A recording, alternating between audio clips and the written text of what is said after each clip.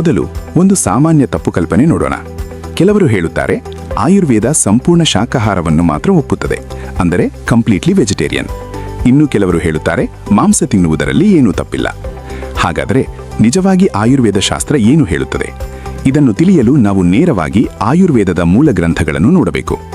ಚರಕ ಸಂಹಿತೆಯ ಸೂತ್ರಸ್ಥಾನದಲ್ಲಿ ಮಾತ್ರಾಶಿತೀಯ ಅಧ್ಯಾಯದಲ್ಲಿ ಹೀಗೆ ಹೇಳಲಾಗಿದೆ: ಷಷ್ಟಿಕ ಶಾಲಿಮುದ್ಗಾಶ್ಚ ಸೈಂಧವ ಮಲಕಂ ಯವಾನ್ ಆಂತರಿಕ್ಷಂ ಪಯಃ ಸರ್ಪಿ ಜಾಂಗಲಂ ಮಧುಚಾಭ್ಯಸೇತ್. ಈ ಶ್ಲೋಕದಲ್ಲಿ ನಿತ್ಯ ಅಭ್ಯಾಸ ಮಾಡಬೇಕಾದ ಆಹಾರಗಳನ್ನು ಹೇಳಲಾಗಿದೆ. ಅಂದರೆ ಆರೋಗ್ಯವನ್ನು ಕಾಪಾಡಿಕೊಳ್ಳಲು ಈ ಆಹಾರಗಳನ್ನು ನಿಯಮಿತವಾಗಿ ದಿನನಿತ್ಯ ಸೇವಿಸಬೇಕು. ಇಲ್ಲಿ ಬಳಸಿರುವ ಮುಖ್ಯ ಪದ ಏನು ಗೊತ್ತಾ? ಚಾಭ್ಯಸೇತ್, ಅಂದರೆ ಅಭ್ಯಾಸ ಮಾಡಬೇಕು, ಪ್ರತಿದಿನ ದಿನನಿತ್ಯ ನಿಯಮಿತವಾಗಿ ಸೇವಿಸಬೇಕು. ಈ ಪಟ್ಟಿಯಲ್ಲಿ ಷಷ್ಟಿಕ ಶಾಲಿ ಅಕ್ಕಿ, ಮುದ್ಗ ಅಂದರೆ ಹೆಸರುಕಾಳು, ಸೈಂಧವ ಲವಣ ಅಂದರೆ ಉಪ್ಪು, ಆಮಲಕ ಅಂದರೆ ನೆಲ್ಲಿಕಾಯಿ, ಯವ ಅಂದರೆ ಜವೆಗೋದಿ, ಹಾಲು, ತುಪ್ಪ, ಜೇನು ಮತ್ತು ಕೊನೆಯದಾಗಿ ಜಾಂಗಲ ಮಾಂಸ ಸೇರಿದೆ. ಇಲ್ಲಿ ಮುಖ್ಯ ಪದ ಏನು ಗೊತ್ತಾ? ಜಾಂಗಲ.